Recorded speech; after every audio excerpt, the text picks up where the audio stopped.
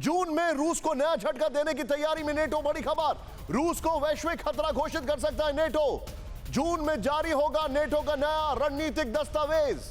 इससे पहले 2010 में दस्तावेज के रूप में रूस को पार्टनर बताया गया था, यानी कि नेटो की पूरी लाइन इस पर चेंज हो रही है।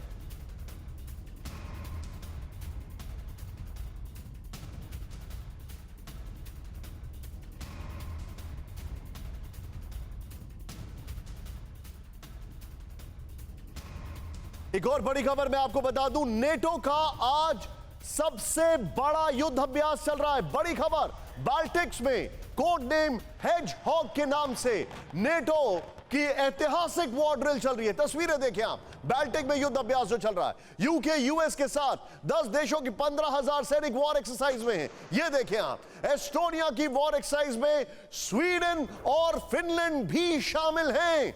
In spite of not being NATO members, वो भी इसमें शामिल हैं। सोचें आप, यूक्रेन पर हमले के बाद नेटो वॉर एक्सरसाइज का बदला है रूप।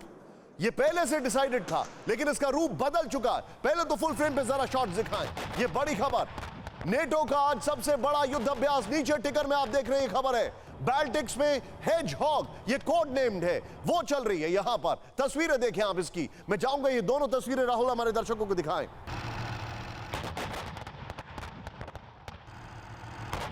नेटो की वॉर एक्सरसाइज, उसकी तस्वीरें आपके सामने, ये देखें आप।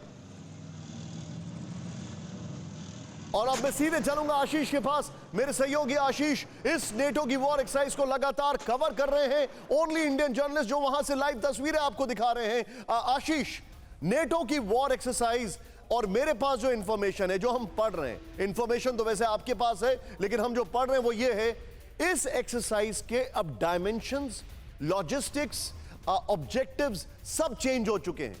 प्री प्लान्ड एक्सरसाइज थी, लेकिन 24 फरवरी के बाद नेटो एक अलग अंदाज में अब चीजों को एग्जीक्यूट कर रहा है।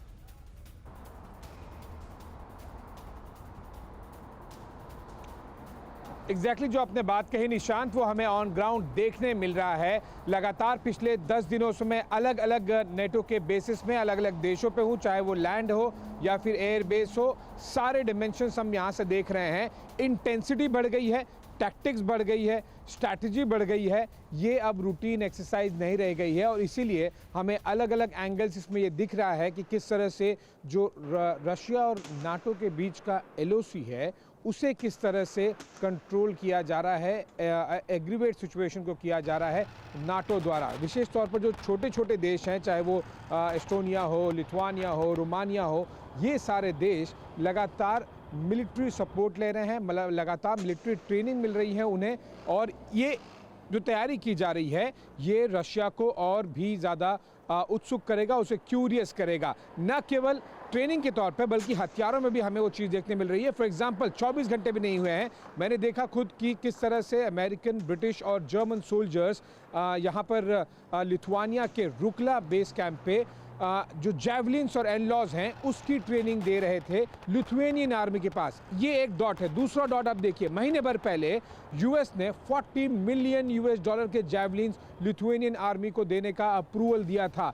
आपको याद होगा, जैवलिन सबसे ज़्यादा इस्तेमाल किए जाने वाले वेपन्स हैं यूक्रेन और रशिया वॉर में, और सबसे ज़्यादा तादाद में प्रोवाइड किए जाने वाला वेपन है जो वेस्ट ने यूक्रेन को दिया। लेकिन यूक्रेनियन आर्मी ट्रेन नहीं थी, उन्हें लगभग 1.5 से 2 महीने लगे उसे ट्रेन करने के लिए। आप आशीष मेरे साथ बने रहिए, मेरे पास एक और इंफॉर्मेशन आ रही है। मैं आंचल सर के पास आ रहा हूं। आशीष, जस्ट होल्ड योर थॉट। अड़ी सोमवार से शुक्रवार शाम 6 बजे सिर्फ TV9 भारतवर्ष पर।